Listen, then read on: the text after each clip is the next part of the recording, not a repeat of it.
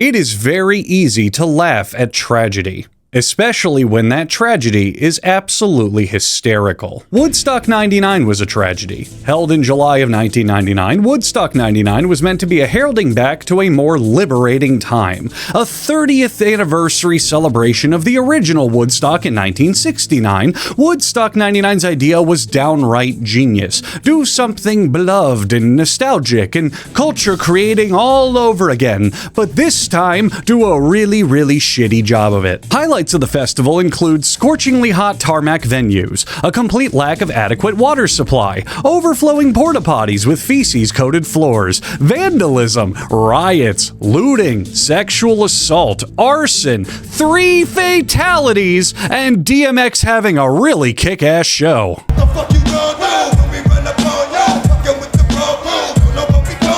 Woodstock 99 was a tragedy. But it's not the hysterical tragedy I foreshadowed at this video's open.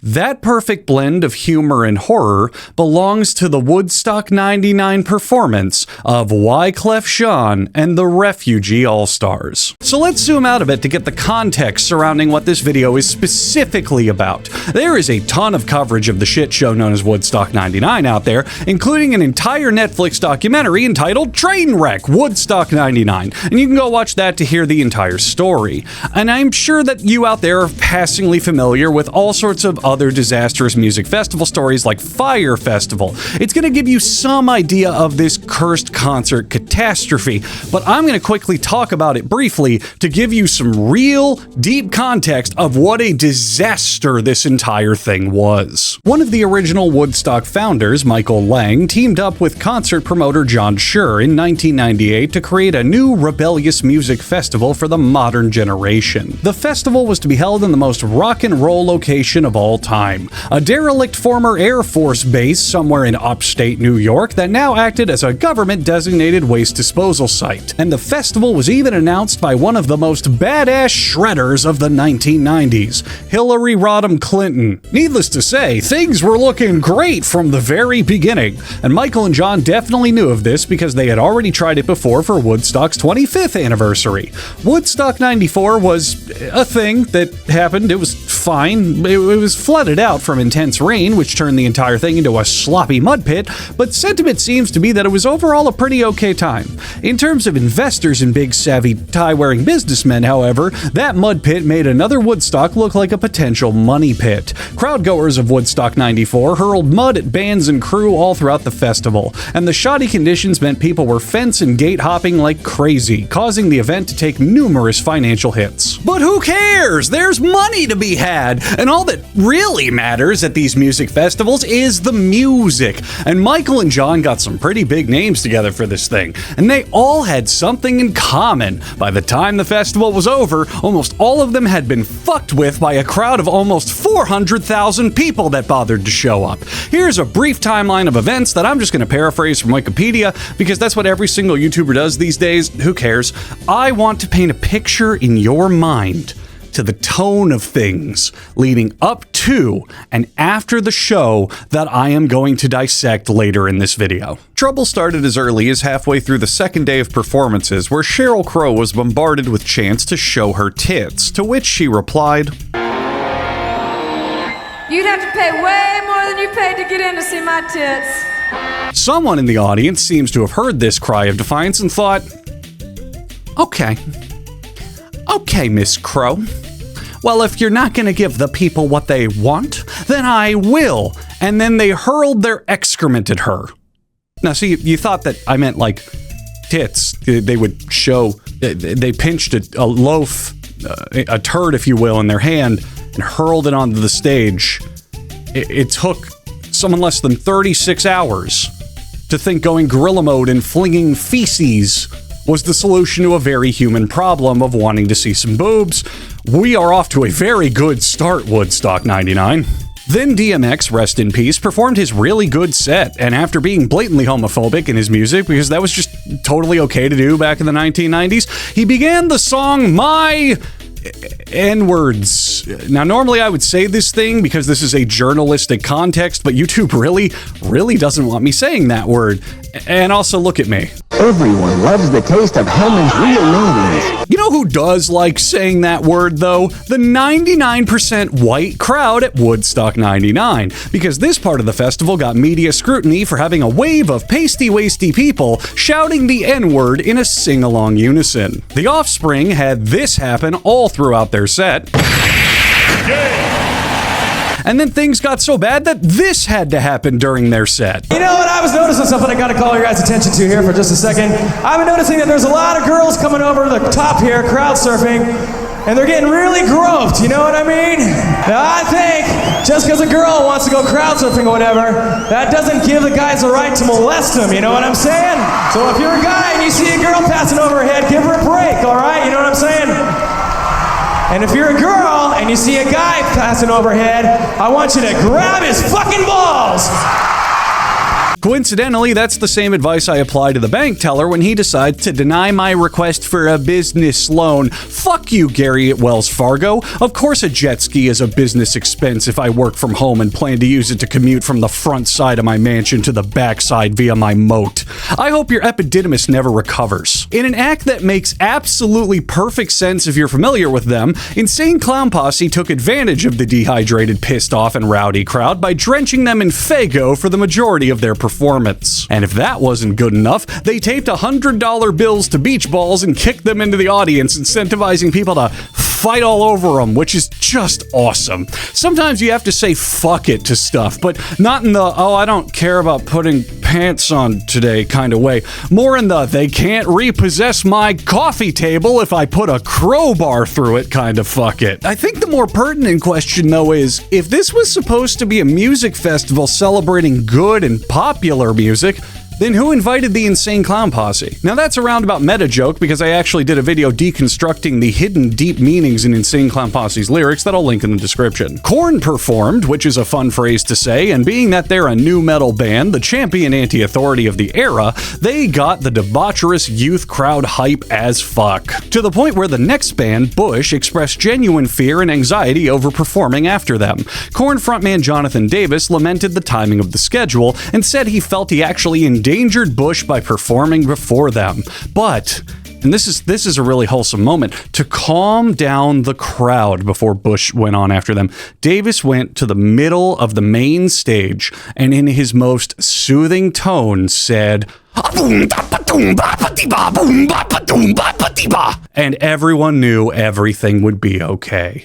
So it's now the third day of the show, and Canadian rock band The Tragically Hip are up to perform. Because teenagers and early 20-year-olds are too stupid to know how to properly tell time, they begin throwing bottles at the band because they were ravenous for Kid Rock to come out instead, which really proves that 90s music really wasn't the pure bastion of musical excellence we think it was. To try to be funny and support their home country, The Tragically Hip began singing a rendition of Oh Canada, the Canadian anthem, which is stupid because why would you do that? You could have been killed. Thankfully, the cheeseburger grease in every concert-goer's veins ignited like diesel fuel at that moment because they began singing a much louder rendition of the Star-Spangled Banner to drown them out. Hey, foreigners, if you are ever touring in America and you get mugged, remember that a confident salute and a proud whistling of God Bless the USA will give you exactly 3 minutes and 10 seconds to get out of there using your legs to run, because no real American has been able to run since their wait finally started with a 3 for the second time. You know, side note, writing this script has really made me realize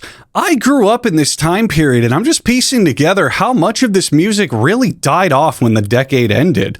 The only strong nostalgia I have for music stuff for back then is things like Backstreet Boys and Britney Spears, and even then, that's not me applauding the music itself as much as it is mixing my irony with my post-irony. Especially since I grew up in the era of, you can only like Britney Spears if it's because you want to fuck her, and if you like her music, you're gay! Which I am pretty sure is a verbatim discussion I had in middle school, but new metal?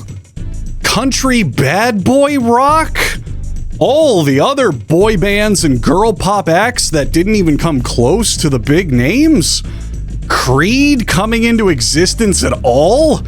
The 90s fucking sucked in terms of making timeless entertainment. What? Oh, but you know what doesn't suck? The delicious, wonderful... You know what doesn't suck? The spectacular... Fuck this, hang on. How in the hell was I falling asleep just now when I have a readily available dose of gamer subs at my disposal? Are you one of over 90% of the world's population that has a caffeinated beverage every single day? Have you ever wanted to drink out of a cup with a hot two-dimensional woman on it like this one? She's got a skateboard and her tits are out. That's not safe. Wear a helmet. Video games?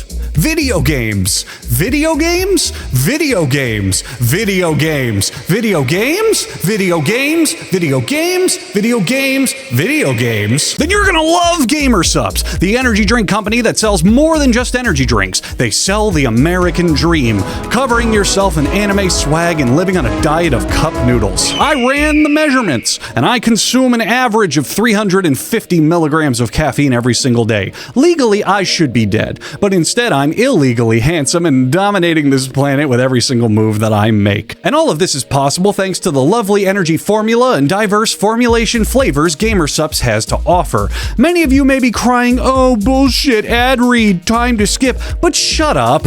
I really do drink this stuff every day, and I love it to death. It's tasty. If you want proof that I operate on a self-powered V8 engine of adrenaline and not caring about money in this sponsorship because of the genuine love I have for the product in my heart, here's me being introduced to a member of the Gamer Subs team and instantly insulting him for his horrible choice in Discord profile picture. Capitalism means nothing to me. I just want to go fast as fuck for every moment that my heart beats with pure gasoline, and Gamer Subs has that energy fix figured out for sure.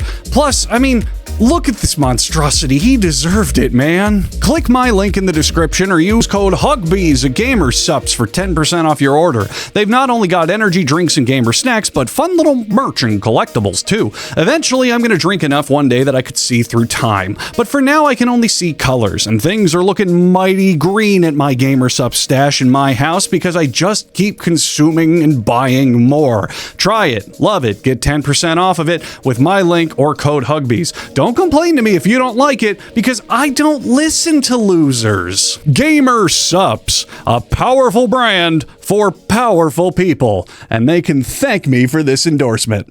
Okay, so Kid Rock goes up next, and I cannot lie to you. In direct contrast to my point I just made about 90s music, and despite every bit of his act appealing directly to the lowest common denominator, like he's screaming passages from the Twilight books into a megaphone at an anime convention, Kid Rock's performance rocks. It's really, really good, and you can even find a woman flashing her titties during it. Now, something cool about Woodstock 99 is that all of the performances are recorded in full thanks to MTV's full coverage contract with the festival, and the uploads of the performances have not been edited in any way on their way to YouTube uploads, meaning we've got full, uncensored, bouncing nipple on YouTube. And that means I have to address you directly right now. I am a world-changing famous celebrity with millions of eyes on me at all times, and this video is going to be blasted out to the general public for their consideration and inevitable praise, love, and financial support. If you out there are a fan of mine and report the Woodstock 99 videos to be taken down for nudity at any point in time, I will find you.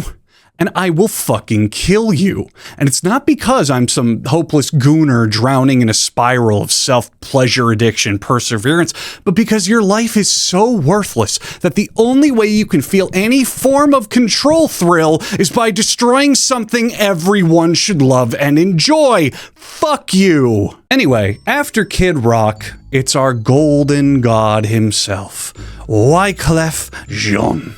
And Wyclef Jean, in response to the state of the festival at this point, or maybe because he was suffering from heat stroke because he couldn't afford a grossly overpriced bottle of water, well, we're gonna get to that. We have 36 minutes of a concert to break down later in this video, and I am putting the word concert in very heavy air quotation marks.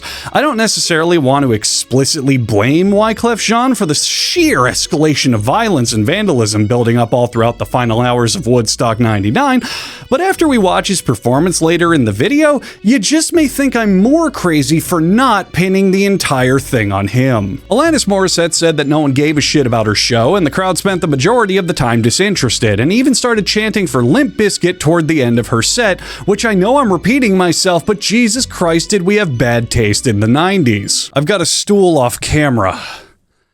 And boy, oh boy, did Limp Bizkit really do it all for the nookie with their performance.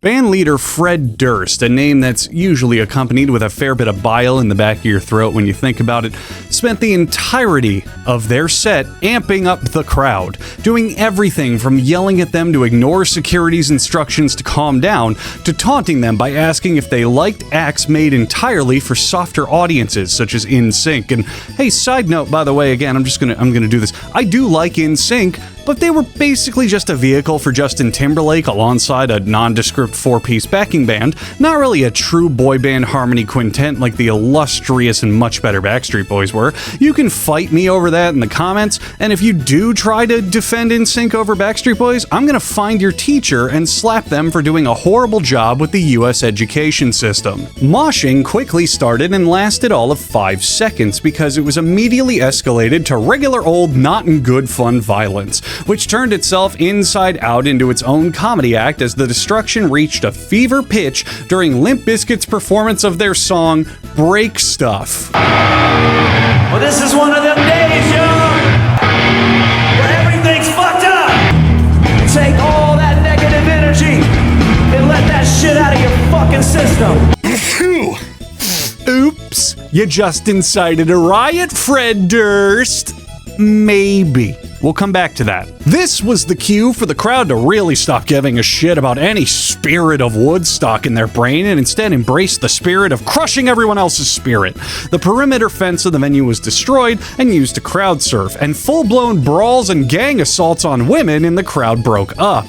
The camera and audio crew were told to immediately evacuate their posts by security, and worst of all, one guy really stubbed his toe really bad and no one asked if he was okay. Fred's microphone was muted to try to pause the show so medical personnel could evacuate the injured, but Fred took that as a challenge, and after getting it switched back on, he, It's time to let yourself go right now, because there are no motherfucking rules out there. This is where entire documentaries are born. Was Fred Durst the cause of the riot breaking out of control? Did he just rile up what was already there to another level? Or was he doing his normal set and performing some of the naturally energetic, rebellious music as he always would, and the crowd was already too far gone and it was going to happen anyway? Hey, it's post-editing Huggbees. After putting together all this footage, I realized that I left this question more ambiguous than I meant it to. I don't blame Limp Bizkit for any of this, and I think it's entirely the fault of the dumb as fuck venue organizers. You mean you're telling me that you got a rowdy counterculture audience cram-packed into an easy-bake asphalt oven without adequate water or sanitation, and didn't think that this would eventually happen when the heavy metal band that you booked played their signature song called Break Stuff?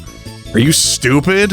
This is the focal point of all the other coverings on Woodstock 99, and I will leave that discussion up to them because we have a much more important job to do. Because for now, Woodstock 99 draws to a close, and you all out there finally have the appropriate cultural, musical, and in-the-moment context for what we're about to get into. Except I'm just kidding! There was an entire day left of the festival, and it only got worse! Sunday, the final day arrives. Jewel goes on stage, and the end of her show gets rated by this guy. 1999, right? Y'all know where y'all at? You don't know? You in my motherfucking town, alright? My name is Jared Tuff, and I'm the official Woodstock King. Alright? So what's going on? Which, I don't know.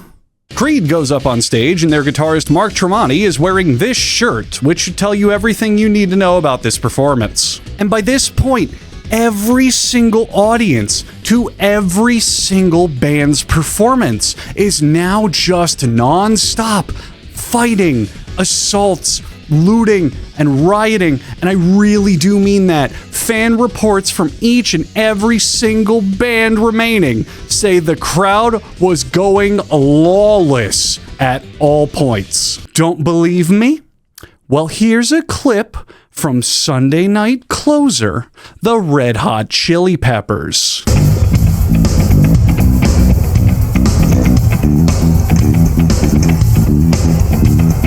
That's the wrong clip. Yeah, he is fully naked with his dick swinging wildly in a helicopter fashion. Hey, you know, just because a girl out there wants to feel free and take her shirt off doesn't mean a bunch of you have to go grab her tits and stuff, because they're her tits, they're not yours. You gotta leave those tits alone. Those tits are a girl's private property and they're a beautiful thing, so you gotta respect them. This chaos never stopped. It swelled and grew like a raging inferno, which is incredible scripting foreshadowing by me, because that's when the raging inferno started. Fires began to break out in the crowd, engulfing huge sections of the general admission in flames, which led to some extremely cool cutaways for Megadeth's set. And I wish that was all I could say about Megadeth, because in this recording from the original Megadeth anime, Dave Mustaine, a man whose name I pronounced pretty much wrong when I extensively covered him in a different video, was assaulted by a fan with a laser pointer. I see who you are with the laser, you little dickhead. Oh, aren't you so cool? Yeah, I saved all my allowance from mommy to go buy a laser so I could shine it at Dave. I bet you're probably still a virgin, aren't you, Peckeroid? Now, how about you be cool so the people around you don't beat your fucking brains in and let me play guitar, okay? The fires got worse, the violence was still bad, and everything now was turning to dust and ash. Structures burned to the ground, all the ground crews had lost entire control, and things got so rowdy that even MTV, who I need remind you were filming the entire pay-per-view segment, were evacuating their operation by sometime Sunday night. Local police officers, New York State police troopers, and riot squads were called in to manage the crowd, and only managed to corral them all by sunrise. 3 people were dead. The end. I think the stage has finally been properly set for the reason I wanted to make this video in the first place. Now, I'm not a fan of covering stories that other people have already divulged all the info on, especially when I don't think I can add anything unique to it. As one of the forefront creative minds in human society today, I typically want to bring something to the table others couldn't really conceive of, or at least a perspective on established topics that people typically hadn't already considered. I didn't even want to talk about Woodstock 99, despite how great of a chaotic story it is. I only talked about Woodstock 99 so I could talk about Wyclef Jean at Woodstock 99. A man who, spurned on by not giving a shit, not wanting to give into the demands of a shit show festival, not even knowing how terrible his performance was, or some combination of all three, brought us one of the most tragically hilarious concerts I've ever seen in my life. You have been given the setup. It's time for the punchline. What was?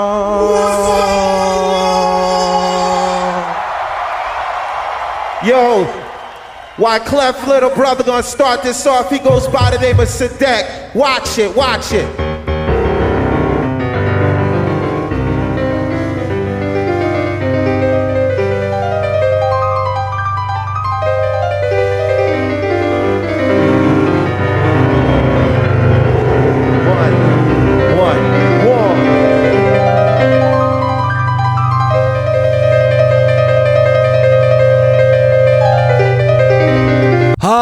Just the thing to follow up Kid Rock's brazenly Americana rap rock sounds. A piano concerto with some sort of mic feedback, fucked up bass note overlaying on top of all of it. Sadek can play, don't get me wrong, but why is he playing? Read the goddamn room. You're up on stage in front of hundreds of thousands of rowdy, sweaty, real-world Road Rules Challenge rejects who were only minutes ago losing their shit to the poetic stylings of, and I've got it written down here, Ball with the ball, da bang, diggy, diggy, diggy, said the boogie, said up, drop the boogie. The only Claude Debussy these fans want was the kind they could only get when they're 3 beers deep. Come on, hype us up with something more their speed.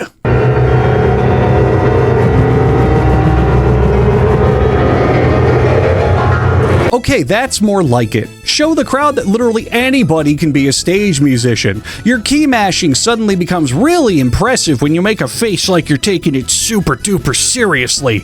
I'll whip out that sage wisdom on my nephew the next time I destroy him at Roblox Obbies. A backing track gets played and Sadek finally begins to actually play something. A dark, haunting melody that sounds like a perfect little intro and sample for an upcoming hip-hop song. Perhaps they'll lean into some reggae-inspired beats like they're known for, or New York City makes some noise.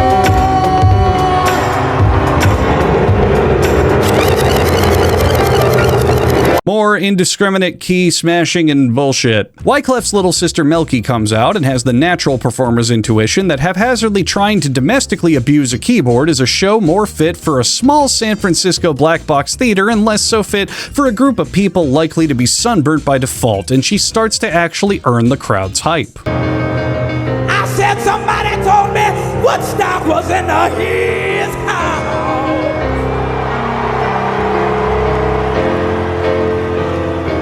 Fuck yeah, now we're on to something. A rocky start for sure, but Sadek just needed to be thrown by brute electrifying force into the idea that you should win over crowd ruckus by giving a crowd what they want instead of performing like you're just as likely to eat the keyboard as you are to know how to play it. Milky goes hard during her entrance, and maybe a bit too hard. We get down, we get down, we get down, digging down and down and down, digging down, digging down and down and down, digging down, digging down and down and down, digging. We get down, we get down, we get down, we get down. Fuck. Oh, if she rattled all that off and then revealed it was her mantra to charge her secret technique, I would be shaking, vocalizing like an anime villain. The Milky Megaton Meltdown, but that's a forbidden technique seen over 1,000 years ago.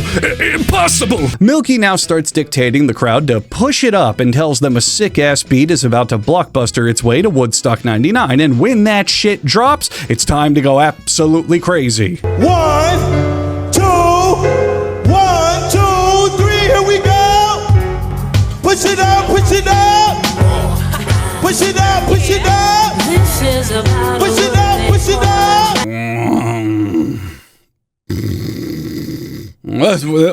Oh, sorry. I think my gamer stuff swore off. I swear that can't have been a clip from this sold-out, prestigious sound festival. That's got to be a snippet from my playlist of Nintendo songs to fall asleep to.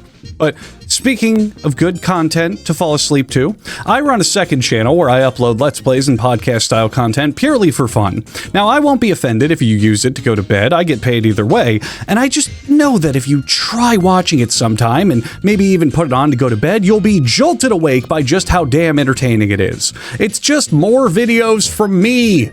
How could you go wrong? But back to this concert they have going on, and they have to know this is boring, right? They have to look at the roster and see their name alongside both stadium-filling hard rock bands and far harder-hitting rap outfits and say, damn, we are not coming out of this one alive, are we? This isn't music to jam out a club to or flood Madison Square Garden with. It's to overhear on the radio of your local coffee shop that you go to every now and then because you like the idea of supporting local businesses, but you know the coffee's just way too overpriced and you're not going to be there after a couple months. To give credit to Milky and Sadek, they put their all into the next 6 minutes of the concert on their own. It's really weak and wimpy and feels inappropriate for the target audience, but they certainly do try with their bewildering material. There's a DJ that's shown as part of the set as well, and he's just kind of there. He really doesn't care what's going on. And the other part of the equation is the audience themselves. Every time you cut to a crowd shot, you can tell that nothing here is working except for the qualifying factor that the noise coming from the stage is in fact technically music. Half of the crowd is motionless or bored, while the other half seems to be raising and pumping their hands out of sheer pity for the fact that they were asked to by the people on stage. If this happened in the modern era, this is when people would have easily been taking out their cell phones. But this is 1999, meaning there's no Clash of Clans to save your crammed-in sardine ass from this yawn fest, my shirtless, sun-baked friends. And it's not just me outside observing, knowing this is the vibe of this party. It's the YouTube comments themselves, rife with people mentioning how, wow, this is so fucking bad, and whoa, this was terrible. But my favorite of all has to be one from someone who was allegedly there. Lol, I totally was there. I totally forgot I saw this set.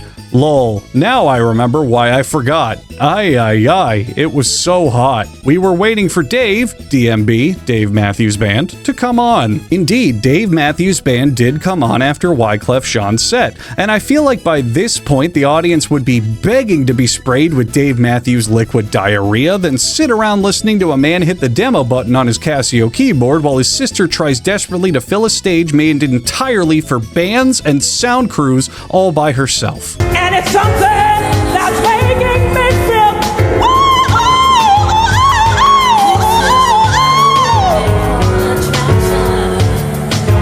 This is a prank, right? Wyclef's not on stage because he told his brother and sister, hey guys, I really don't give a shit about this entire show. I am too busy playing Pokemon Snap on my N64 that I have in my tour bus, and I keep throwing pester balls. I keep throwing pester balls at that Magikarp in the valley because I know that motherfucker is eventually going to turn into the mythical Gyarados. I just need like 10 more minutes to make that happen, and Professor Oak can then look at my pictures and go, wonderful, when he sees them, and I can't hear him say, you were close anymore, Milky and Sadek. It's searing into my fucking brain. Just go out there, fuck up some chords, play some really sloppy baby learning CD music, and scream like a buffalo or something. But it can't have been a prank, though, because this was posted to the official Wyclef Jean YouTube channel under the title Wyclef Jean Live Woodstock 99 Full Concert, and not, yo, check out this funny shit I did to earn the right to photograph Mew on the rainbow cloud, goddammit. More like this, skip out a bit.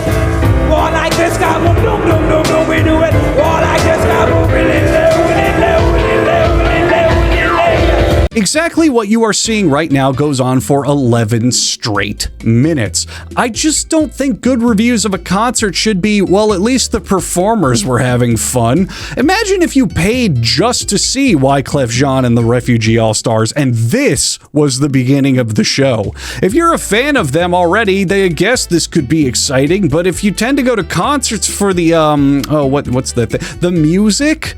Well, I'd imagine you'd have already left to go check out the much more exciting local library by this point. At least someone in the crowd mercifully takes it upon themselves to crowd surf with a can of gasoline so the scorching temperatures can put an end to a quarter of the audience's misery.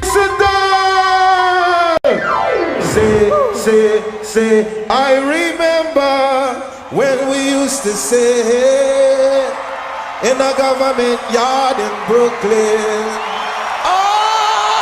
It's like the trumpet heralding the coming of God's angel. Finally, Wyclef has appeared. Now that the Chosen One has finally appeared from the darkened horizon, let me remind you that in contrast to Woodstock 99's tense-turning apocalyptic atmosphere, Wyclef was an established, accomplished name by this point. His first solo album was out by this time and had gone double platinum. He had also appeared on albums with Destiny's Child and Gloria Estefan, and one of his songs was even featured in a season of The Sopranos that year. I am not in any way picking on a nobody music artist, despite how his popularity isn't what it used to be in the beginning. Need I remind you that in 7 years after this concert, Wyclef would go on to feature in Shakira's Hips Don't Lie, which, while a far inferior song to the incredible Whenever Wherever, is a big deal in a long stretch of relevancy in the music industry.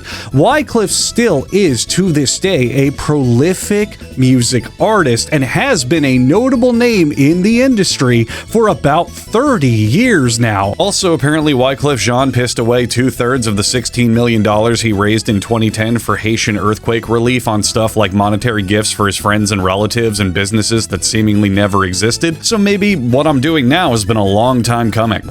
I am not punching down or tackling a forgotten structure. What you're going to witness here is just bizarre.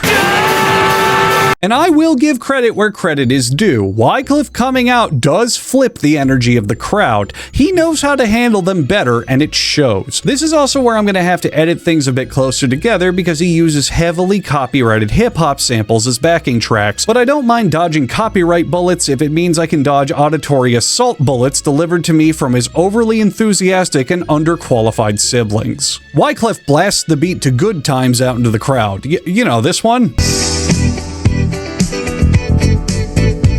While going down the stereotypical rap sheet of hyping up a crowd like calling out the city's name and asking if they're ready to have some fun. So we've had a real lackluster opener from Wyclef's siblings, followed by him crowd wrangling over a different band's song. Now, it's time for Wyclef to really let loose and let the people know that the wait was worth it. It's time for him to go into his first song.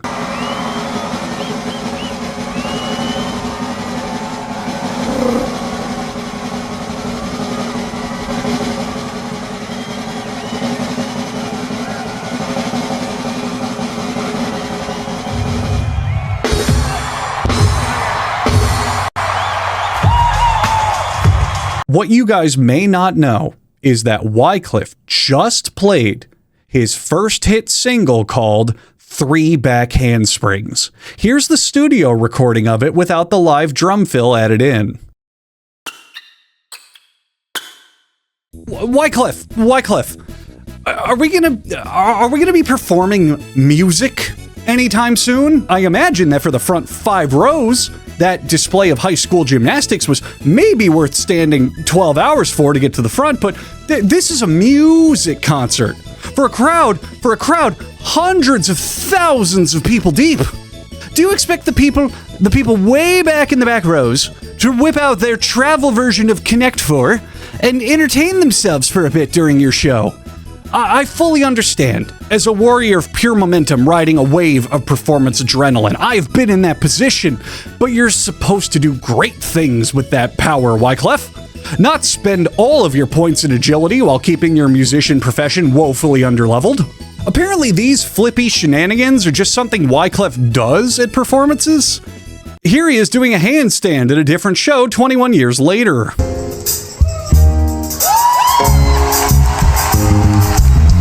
But the difference is this is clearly a smaller, more intimate venue, not a grandstand of gagglers choking each other out to drink their death sweat to avoid dying of dehydration. I'm not a historian, Wyclef Jean, mostly because I can't remember the last time I listened to any music with a BPM under 150, but I feel like this was a pointless move. Mercifully, we finally launch into what feels like our first song in a millennia. Wyclef's first breakout single, We Trying to Stay Alive. Sort of.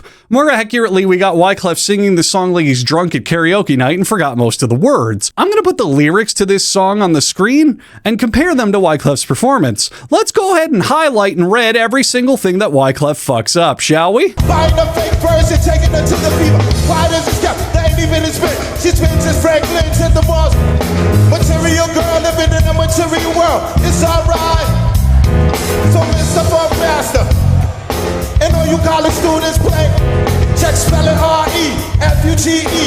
E get CD from 7D. You ain't even close with the right. Don't be mad cause you broke. Let me clear my... We Trying to Stay Alive is 3 minutes and 11 seconds of a pretty decent jam party song.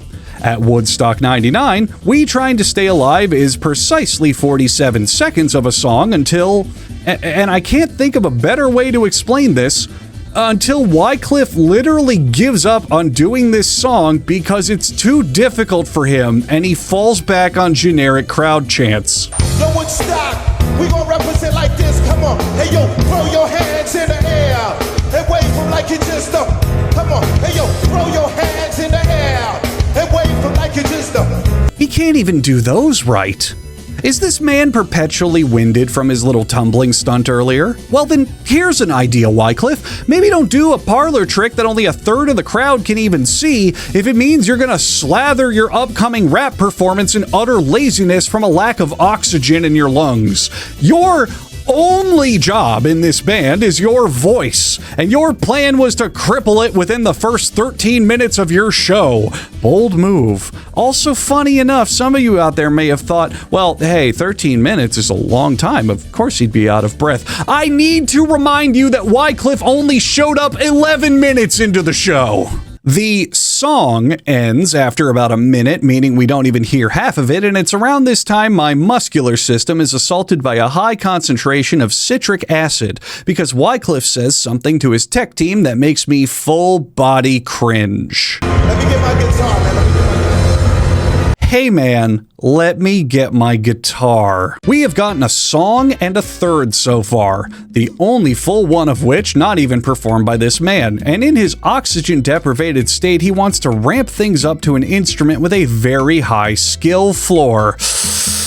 Oh boy, here we go, I guess. While Mr. Jean gets set up for disaster, the crowd gets to hear this lovely setup music played by his backing band.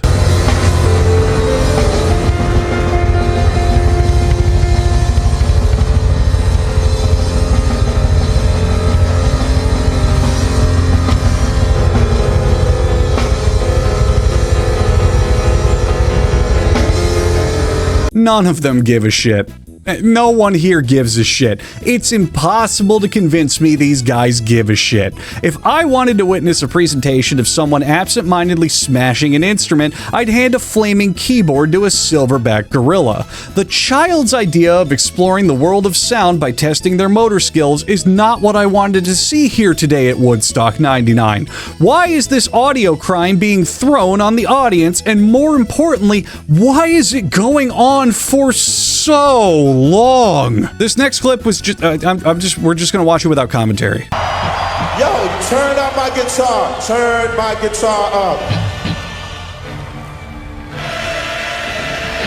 Hold on, God. Make some noise for Jimi Hendrix! Yeah, you know, the guy who helped establish Woodstock as a cultural touchstone because he, what was that thing? He did that thing. Oh, that's right. He played music. Good music. That required talent, not because he did aerobic exercises and couldn't even finish his first song because of said aerobic exercises. But you got lucky, Wycliffe. The crowd here may be drier than a saltine cracker because of the sun's aggressive tendencies, but they're also easily swayed because their music television-addled brains will go wild for anything relevant to their demographic. Woodstock obviously means Jimi Hendrix. Ignore the fact you haven't done anything yet. Just remind people of the idea of something and you can earn their applause and favor. It's the typical move of every single live streamer. Who needs talent or ability when you can just remind your audience that you know about things they already like? And speaking of things they'll like, it's time for Wycleff's next song, which is finally maybe going to be a song, not some flap around bullshittery. Wycliffe's guitar is plugged in, the backing band is all warmed up from their toddlers with blocks impressions they did on their instruments earlier, and it's your turn at home to guess what song is coming next. What song out of all of Wycliffe's already established career blending rap, reggae, funk, and R&B do you think Wycliffe is going to pull out next? Do some Googling. I'm serious. Really, look up what he had out by this time. Think about relevant songs of the era that he might cover. And then throw all of that away as you all have the same reaction that I did when I first saw this. Why the fuck would you play that one? And I remember being young and watching old stock on Woodstock on television, and this is how these motherfuckers used to rock y'all niggas.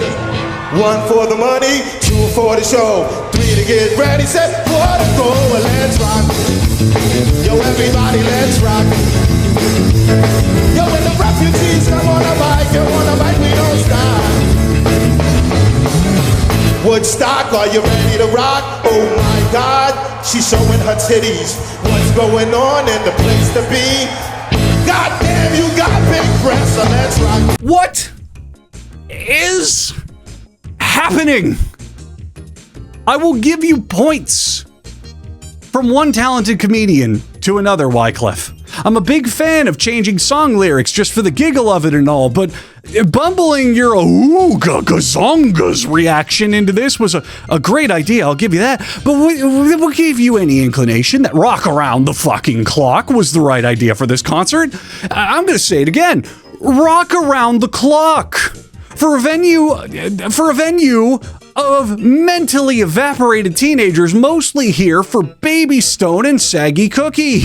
It'd be one thing if you threw it in towards the end of a set as like a little tribute or a joke or something, or if you did a really unique variation on it, maybe a reggae or a rap version, or if you used it as a sample or a beat for your classic hip-hop acts, but you just haven't played a single solitary piece of music from start to finish yet, and your ace up the sleeve to make audible love to the crowd is Rock Around the Clock. And it's not even a good performance of it. Oh, I gotta sit down. To give a little bit of credit to an institution that should have been bulldozed long ago, Wyclef does demonstrate some guitar consistency here. He plays decently while singing and even hits the solo behind his head. It's not bad. If he had this kind of showmanship since we started this shit show 17 minutes ago, I'd have nothing to say, really. But I personally have been to loud as fuck metal concerts featuring bands so boring I have literally fallen asleep standing up in the middle of the venue. And I'd say that's a testament to the fact that size and scale of a show will never triumph over performance and musicmanship. I just can't imagine how people in the crowd were feeling by this point. The song is yet again cut short so that the band can flail on their instruments, and Wyclef ends the song with the hypest thing imaginable: complaining. Get my guitar louder. My guitar is still too low. I am in Woodstock. I want my shit louder.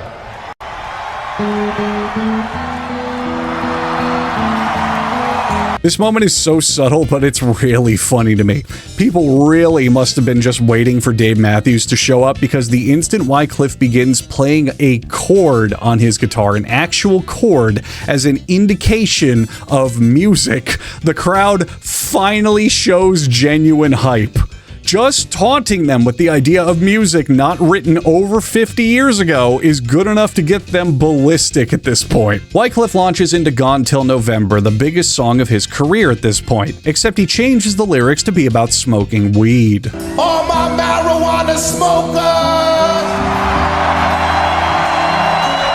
Every time I smoke my weed, girl, you turn around and cry. I ask myself, why, oh why? And that's the entire joke. He just slips in singing about how he likes smoking weed in a bid to appease the crowd, and it works because of course it does. This is MTV and the MTV audience that we're talking about. But the entire time, I'm hoping he stops this song halfway through so he can whip out a dishonest cover of Blue Suede Shoes by Elvis, the true spirit of Woodstock. Oh, and also the loud, screechy microphone feedback that you've been hearing in some clips, that happens the entire concert. I got something to say. We live on pay-per-view. Oh, that's awesome. Even if I decided to stay home for this, I can still ask for my money back. It's okay to smoke marijuana. Look at his fucking face. He knows. He absolutely knows. Wyclef would have been booed off the stage if this wasn't a giant mega music weekend. Refunds would have flown out and Ghost Wind Whispers would have blown out through the venue if this was indoor seating. But because the music here is purely second to raging alcoholism and fondling girls while they crowd surf, he can get an extremely positive response by just mentioning marijuana, or booze, or tits, or partying, or making your home computer Y2K 4K compliant. The song kinda ends, peters out is more accurate. It completely devolves into the band looping the same bar while Wycliffe continually sprinkles in reminders that smoking weed is really cool and good and okay. It's barely even a song by the time the band stops playing, and more so Wycliffe just rambling his one-note thoughts to the audience. And speaking of that... Yo, fix my guitar, it's still not loud enough. Let's reminisce off of some Fuji shit. While y'all doing that, I want everybody for a second to listen to what I'm gonna tell y'all. Shh. I want everybody attention for a second. Oh yes, shush! Shush the crowd, shush! A jubilant rock and roll crowd like fucking children. That's the best way to get them super excited for your show. The most deeply rooted memories of youth music culture come from directly reminding them of their teachers and parents. But what if Wycliffe right now has an important message to say, and why am I posing that like it's a question that'll lead you to a satisfying answer? You know nothing of merit is coming. Wycliffe tells the crowd to make some noise if they're not prejudiced, which thank God most of the crowd seems to speak up for, but it also defeats the entire purpose of him trying to get them quiet, and then he busts into a freestyle rap that I would apply many adjectives to, but the most prominent of all is pathetic. No, if you're not prejudiced, Wycliffe is not gonna vanish. Let me bust a freestyle for y'all in Spanish. Mira amiga, buenos días señorita. ¿Cómo está usted y su familia? Wow, that's very impressive, Wycliffe. Switching things up to bombast people with improvised lyrics in another language. Freestyling in multiple languages at the same time is a little lyrical trick that Wycliffe is known for, and clips of him doing this circulate the internet fairly regularly because in concept it's impressive, but in actuality it's total bullshit. Here's two different performances many years later at entirely different events of Wycliffe Jean freestyling. I could flip it in Spanish. Really, I speak Spanish. Mira amiga, buenos días señorita. ¿Cómo está usted y su familia? I'll go from the English to the Spanish. Mira amiga, buenos días señorita. ¿Cómo está usted y su familia? You notice how he always pulls out the same line? This is not true polyglot fluency. It's just repeating phrases out of a book just well enough to get a passing grade like you do in your high school Spanish class. But this isn't even the most egregious example, and in fact, I think him doing this is actually relatively harmless overall, until he busts out his next line. Live in Woodstock, you can't see what I see. Some heard Fuji's like the film, thought I was Japanese. Ichi ni san chi go no go shichi hachi. She looked at me, I said I'm not Japanese. That's just counting. Wycliffe is just counting in Japanese. He's also doing a bad job of it. Now, I'm going to also do a bad job of it with my American accent over the Japanese language, but the difference is that I'm not pretending that I speak Japanese. The first three numbers are right. Ichi ni san are 1, 2, and 3, but he fucks up 4. 4 in Japanese can be pronounced as yon or shi, and Wycliffe is clearly saying chi in that clip. And even then, yon is a much more common pronunciation for the word 4 than she is, which would rhyme. It's a decent but silly mistake. 5 is said correctly as go, but then Wycliffe utterly blunders 6, which is pronounced roku, by saying no-go, which, as far as I can tell, is not even a word. He also says shichi for 7, which, while correct, is kind of weird because nana is a much more commonly used term. Hachi is correct for 8, but the way that he says it sounds like he's saying an entirely different word. Yes, I get it. Wycliffe spouting off quote-unquote freestyle Japanese in the middle of a swelteringly hot improv performance doesn't need to be scrutinized this hard, but my main point is this. Wycliffe's multilingual rap skills are about as authentically multicultural as the stars of 4 Kids singing the national anthem. And now, the stars of 4 Kids will sing the national anthem. Oh, say, can you see by the dawn's early light? Another mention of tits gets the first crowd cheer since Wycliffe talked about marijuana 4 minutes ago, and me and my clique on a frickin' one time. If you roll skateboards or you freaking hockey, this is what I'm representing, a freestyling. If you're ready to rock with the refugees, let me hear you make some noise. my microphone feedback all concert long. At least the man is consistent, because Wyclef doesn't even get 30 seconds into his next song before deflating himself and just telling the crowd to throw their hands in the air over and over again. This is about the 20th time he's pulled out the "somebody say ho" card, and I've got to ask, did something happen, Wyclef? I'm your friend. You can trust me. I know you watch this channel because anyone who's highly charismatic, creative, and or within a 10-mile radius of Shakira's giant ass at any point in their lifetime, of course watches me. Is this a performance art piece to protest how terribly handled the festival was? Help me understand you, Wyclef. I need to know if I'm laughing with a genius or making fun of a guy who well and truly thought no one would notice the only full-length song performed during his entire set didn't even have him in it. The average length of every Woodstock 99 performance is about an hour, with 45 minutes being the lower end. Wyclef Jean's entire performance is only 36 minutes long. The guy must have had a whole lineup of music planned, but then cut every single song off halfway through for God knows what reason. Did he not want to be there? I would understand if he didn't, but tell me, Jean. I need to know. Wyclef then makes a sensible decision and decides, fuck it, if I'm not gonna sing or rap or try, I'm just gonna let my band do all the work, as he walks around the stage showcasing solos from all of his band members. And they give a shit. For a moment. Their solos are fitting and fun and lighthearted, and I just don't care anymore. It's too late. It's boring now. It's just boring. I am bored because my brain is a dried sponge from the sweltering New York pizza oven heat.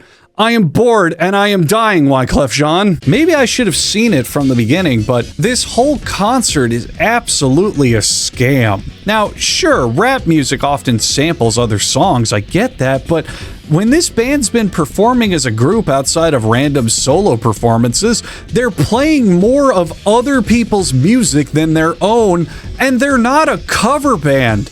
We had Rock Around the Clock earlier, and now the band just plays the backing track to Another One Bites the Dust as Wyclef again goes around yelling commands at the crowd in lieu of exuding any kind of musical creativity whatsoever. Another one bites the dust. Oh, God. Oh, my head hurts. I'm nauseous. I don't feel good. Wyclef has his guitar again, and that's probably not a good sign for people who aren't fans of complaining to the sound crew. But no, it's gonna get much worse. Much, much worse. This is when we achieve something special. This is the moment of the entire show that's worth gritting your teeth and sitting through for. Until this point, things have just been entertainingly shit.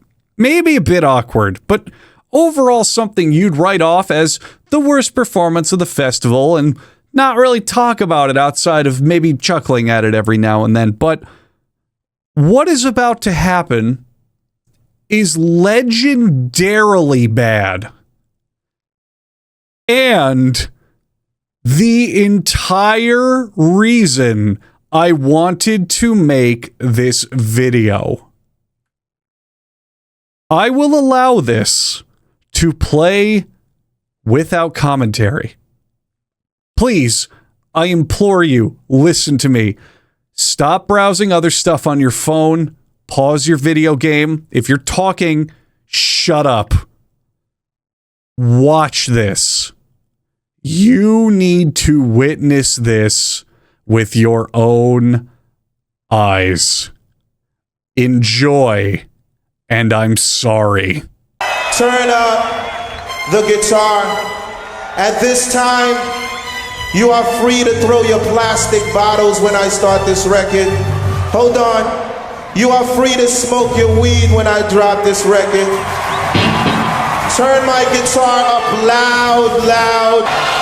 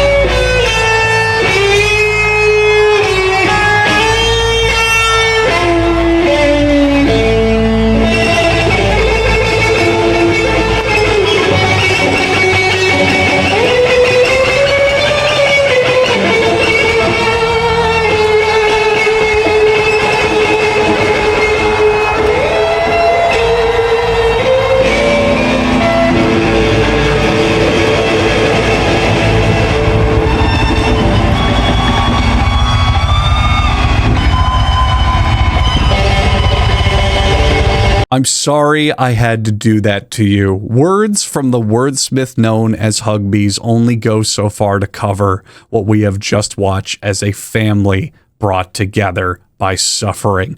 Where do we even start? Nothing, and I mean nothing, evokes the iconic Jimi Hendrix Star-Spangled Banner Woodstock performance like a clumsy, mistake-ridden rendition in front of the most easily impressed crowd of all time, who are launching literal garbage at you in the most incredibly ironic show of praise and American pride imaginable. Wycliffe, the problem isn't that your guitar is too quiet. It's that it sounds like shit because you're playing it terribly during the one time of your show that guitar playing matters far more than any other.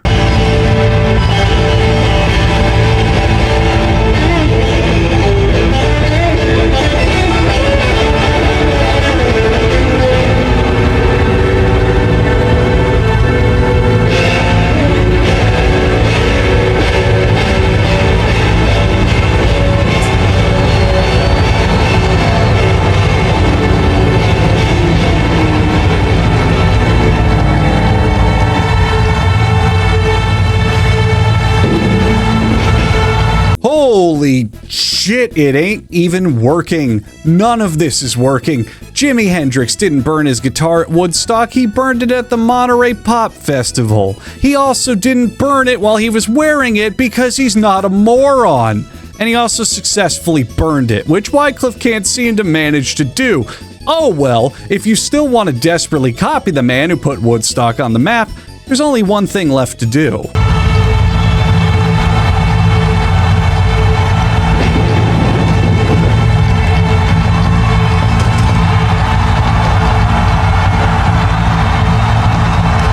And that would be to fuck it up again because the guitar didn't even break. It's getting late, and it's almost Wycliffe Jean's bedtime, so he really sleepily just gives up for the remaining 6 minutes we have left. He plays a bunch of beats from other bands' successful rap songs and just fucks around with the crowd.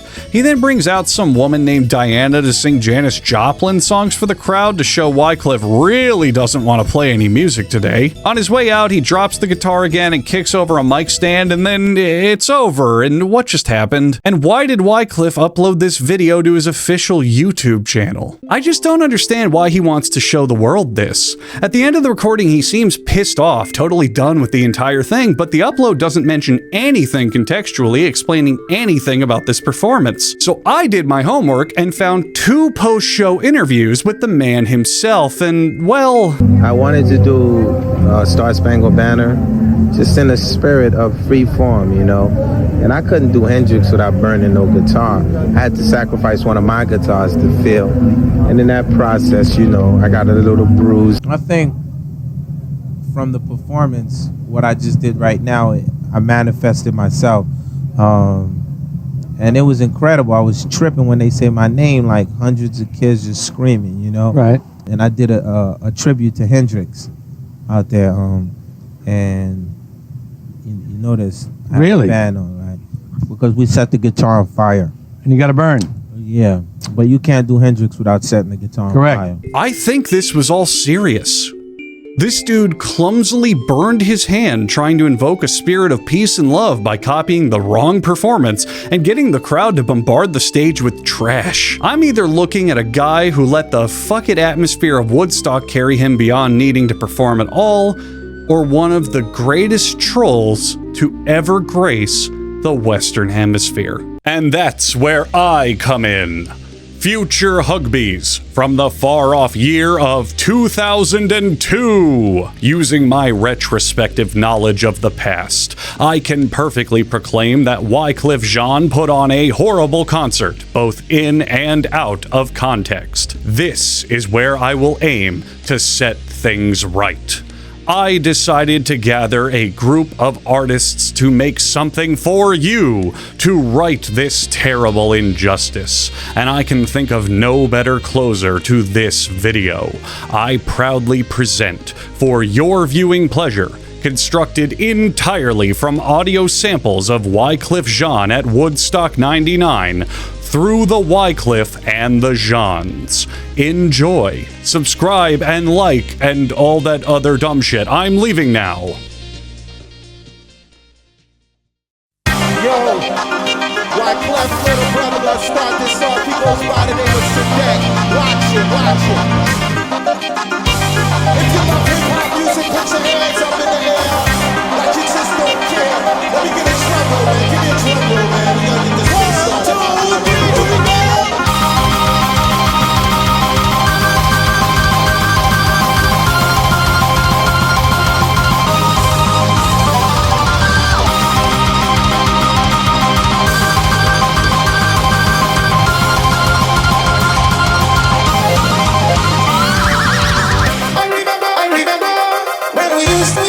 And I got my vineyard and broke me all. Yo, my young bosses.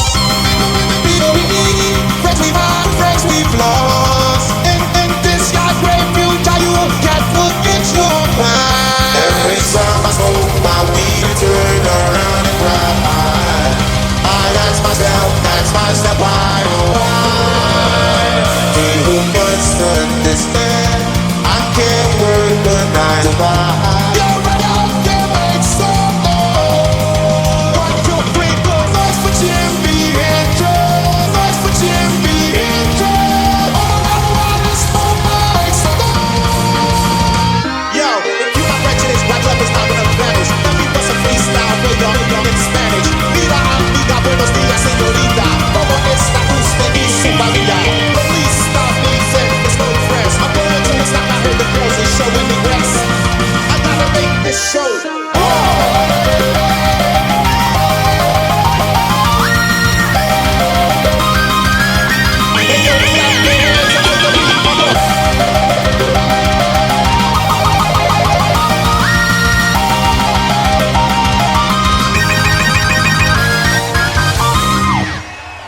Good night, Woodstock. Thank you.